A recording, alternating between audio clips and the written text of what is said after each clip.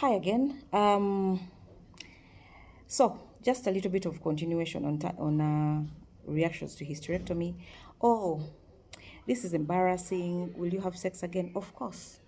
The vagina was not taken. I can have sex anytime, and as long as I want to, I can have it. As long as I'm healed, I can have sex. So there's nothing wrong with the body part. You can check it, you can test it, take it for a test drive when you feel healthy enough to do that, and it's all good. Yeah. So I think now the next topic is really what I am introducing now: sex after hysterectomy. What is that? So, I'm saying all these things. Remember, I'm a Ugandan.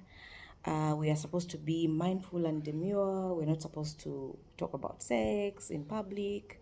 We're supposed to keep especially Muganda, my tribe, supposed to keep your um, bedroom secrets a secret. And that is what exactly I would do because I need to respect my partner. However, I just want to share just bits about what happens after hysterectomy and if you can have sex again, because that's a big question I had. That's a big question my other friends had, and I actually asked a friend of mine to share with me what happens after that, because I kind of have a group of people that I know that have gone through what I have gone through, and they're living their lives as normal as possible.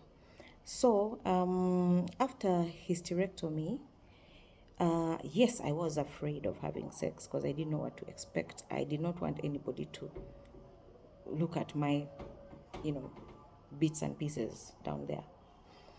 And but when I healed eventually, it took me a long time to heal. I healed over, oh my gosh, I think I healed over 5, 6, 7 months to finally feel like there's no heaviness, there's nothing pushing against my vaginal walls, there's nothing pushing against my pelvis, I can sit upright. It took me a while. For everybody has a very different healing journey. For some people it takes a month, for other people it takes 2 weeks, no, not 2 weeks, but 3 months, 2 months, 5 months. For me it took me about 6 months, actually 7, to get to the level where I feel like I'm healthy again.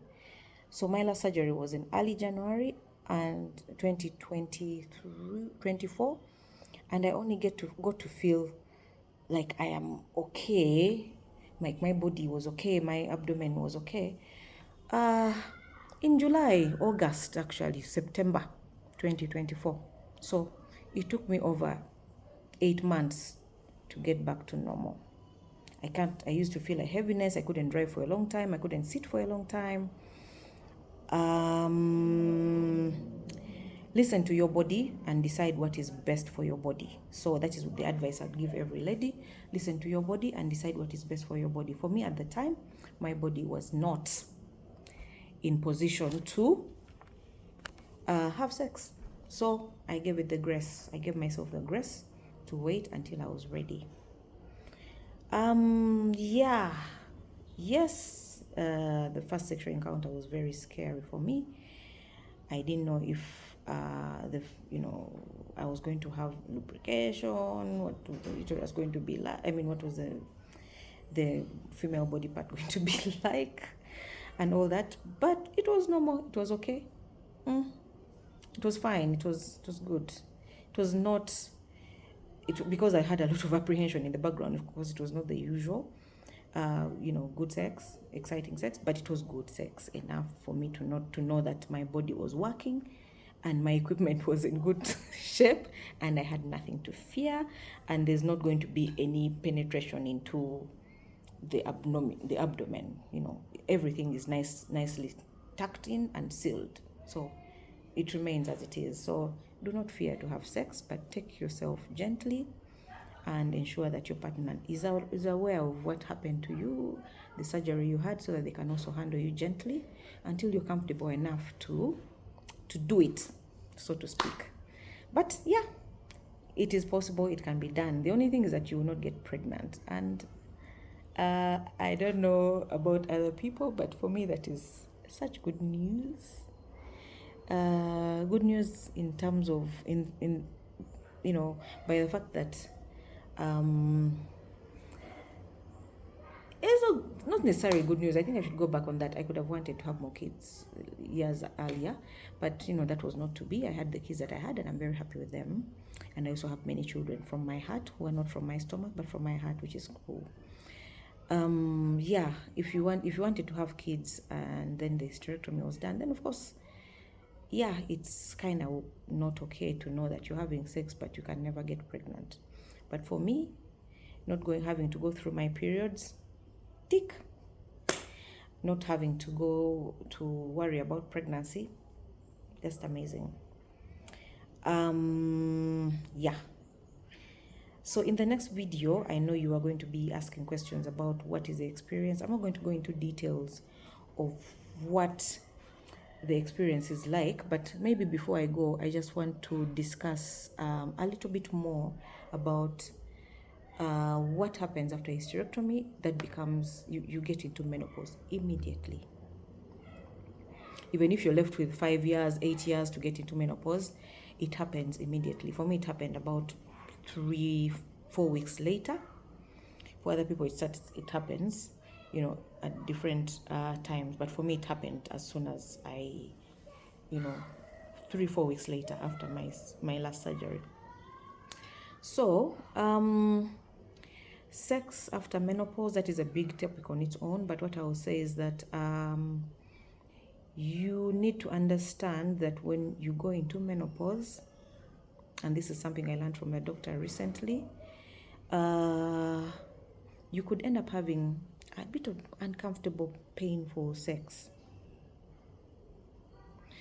So, in order for you to not have to go through that, there's 1, 2, 3, 4 things. Do not take your body for granted. Something has been removed, something that has been giving you natural hormones. Make peace with that. So when you finally make peace with that, this is the next step. This is the next thing that's going to happen.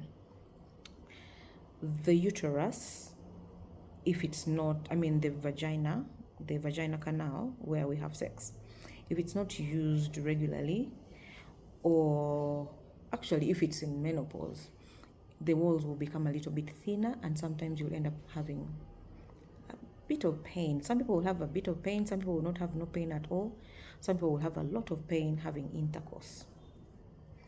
So my advice to you is to go see your gynecologist and figure out the best plan for your sex life, because we are still in our 40s.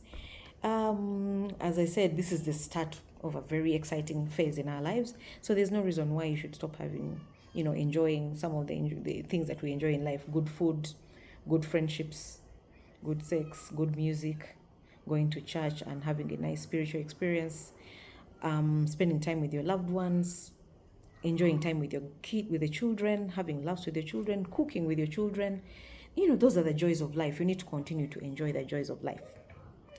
So, this is what, I'm not a doctor and I'm going to advise you as a doctor, but this is what I was advised in order to make sure that my sex life continues to be as normal as possible. Number 1, hormone replacement therapy. Some people use it, some people do not. But in order to use it, they have to check you and ensure that you don't have clotting, capacity to clot in the body, high blood pressure, diabetes, and some other pre-existing conditions, which will, or you do not have a history of cancer in the family. So if any of that is tick, if all is good, then they can give you hormonal replacement therapy that you can be taking as a tablet every day to bring your estrogen levels back. If that doesn't work, what the doctor will advise is he will give you a topical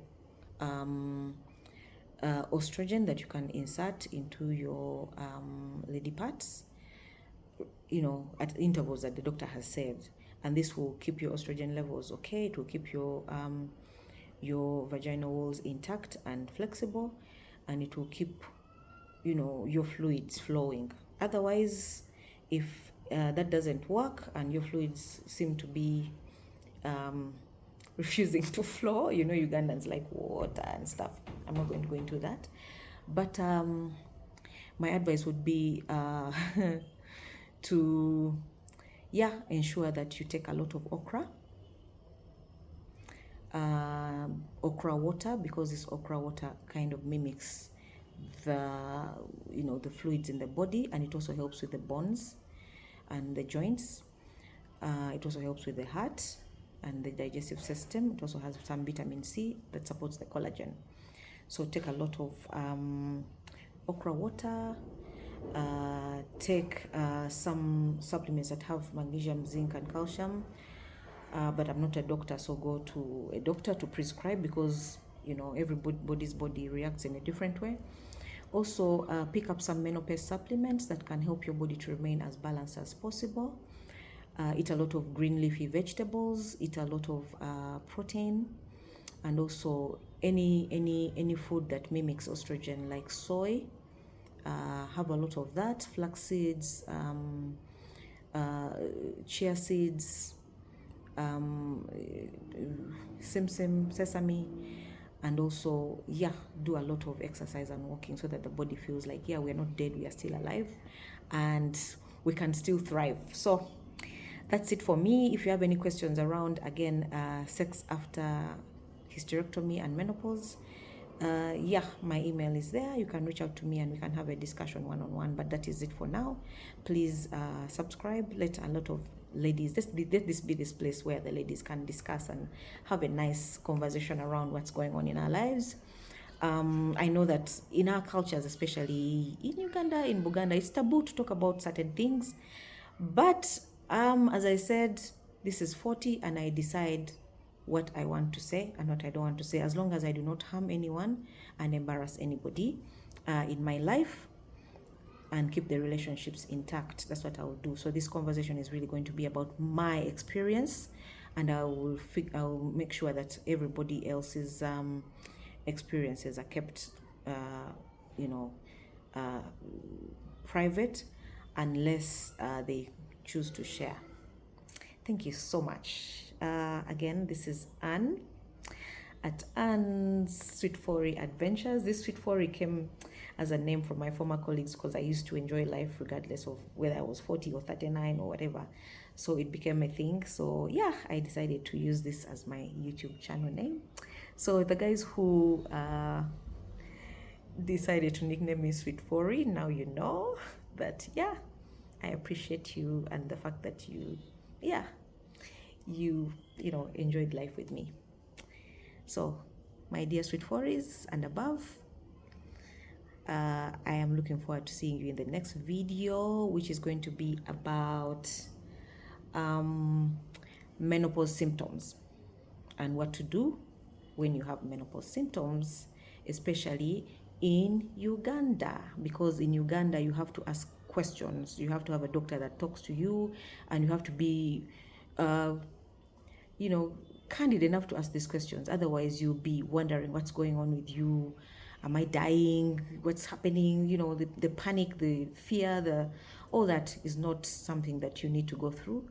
You just have to ask the questions. Come to this YouTube video, and maybe you'll find that I have shared something else that will also give you some ideas or some answers, especially considering what my experience has been. In my next video, I am going to discuss menopause symptoms, and what I have done about those symptoms. Have a good evening, have a good day, have a good morning. Okay, please don't forget to subscribe so we can have more of these videos ongoing. And I look forward to continuing to support my Sweet Fories. I know that there'll be days when I'll be vibrant like this. There'll be days when I'll be sad. There'll be days when I'll be crying. But all this is part of our journey as human beings. We're not all about smiles every time. Sometimes you're sad, sometimes you're happy. Sometimes you don't know, you're just meh. But that is also okay.